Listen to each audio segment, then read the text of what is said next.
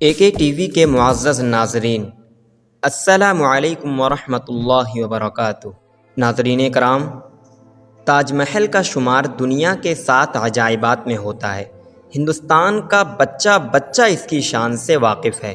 جو بھی سیاح باہر سے ہندوستان میں وارد ہوتا ہے، سب سے پہلے اس عجوبہ روزگار کی زیارت کرتا ہے اور اس کے حسن و کمال پر دنگ رہ جاتا ہے۔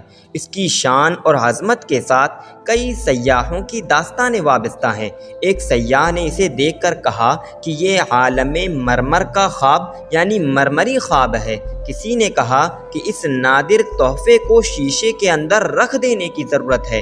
ایک یورپی خاتون اس کی دلکشی پر اس قدر مسحور ہوئی کہ اپنے شوہر کو کہنے لگی، اگر میری قبر پر ایسی خوبصورت عمارت بنوا دو تو میں آج ہی مرنے کے لیے آمادہ ہوں۔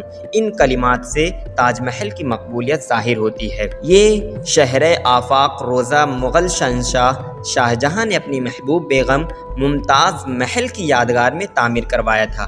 موت سے پہلے ممتاز محل نے بادشاہ سے اس تمنا کا اظہار کیا کہ میری یاد میں ایسا عالی شان مقبرہ بنایا جائے جس کی نظیر دنیا میں نہ ملے۔ چنانچہ جب بیگم نے اس دار فانی سے رحلت کی تو بادشاہ نے تاج محل کی تعمیر کا کام شروع کروا دیا۔ بڑے ہنرمند اور ماہر انجینئروں کو اس کام پر مامور کیا گیا۔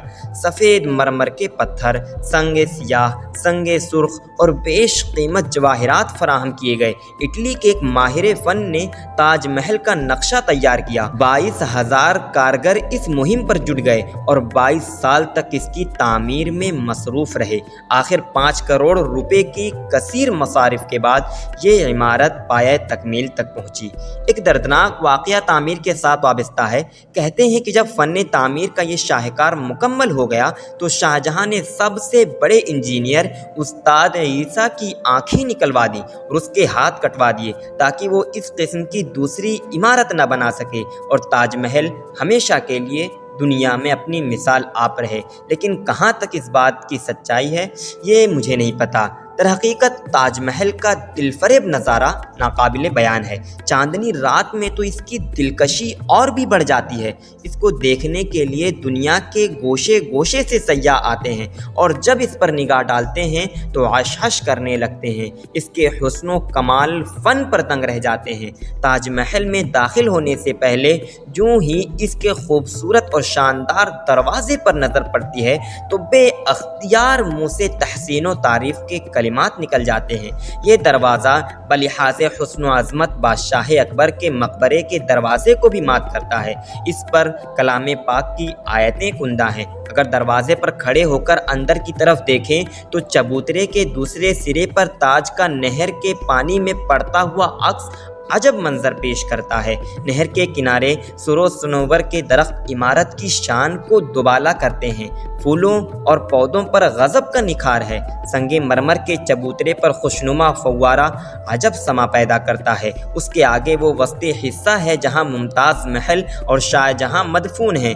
دونوں قبریں سنگ مرمر کی بنی ہوئی ہیں۔ ان پر قیمتی جواہر جڑے ہیں۔ جس مقام پر سنگ موسیٰ کو پیوست کیا گیا ہے وہاں پتھروں کا پیوند مطلق دکھائی نہیں دیتا۔ یہ کاریگری کا کمال ہے اور داد کے قابل ہے۔ تاج محل میں 2 بڑے گنبد ہیں۔ ان کے علاوہ 2 گنبد دوستی تالابوں کے دونوں طرف ہیں۔ دیواروں، پردوں اور قبروں پر قرآن مجید کی آیت کندہ ہیں اور ان کو گوناگوں رنگوں کے قیمتی پتھروں کے بیل بوٹوں سے آراستہ کیا گیا ہے۔ یہی وجہ ہے کہ اسے اے ڈریم ان ماربل کہتے ہیں۔ روضہ تاج محل مغل فن تعمیر کا بہترین نمونہ ہے اور دنیا بھر میں سب سے زیادہ حسین مقبرہ ہے۔ یہ شاہجہاں اور اس کی بیگم ممتاز محل کی عمیق محبت کی دائمی یادگار ہے اور اس نے بادشاہ شاہجہاں کو زندہ جاوید کر دیا ہے۔ حکومت ہند اس روضے کی حفاظت اور سلامتی کا خاص خیال رکھتی ہے۔ اگر کہیں معمولی سا نقص یا خلل پڑ جائے تو فوراً اسے رفع کر دیا جاتا ہے۔ آثار قدیمہ کو بچانے کی غرض سے ہماری سرکار لاکھوں روپے صرف کرتی ہے اور ان کی دیکھ بھال کے لیے ایک خاص محکمہ قائم کر رکھا ہے۔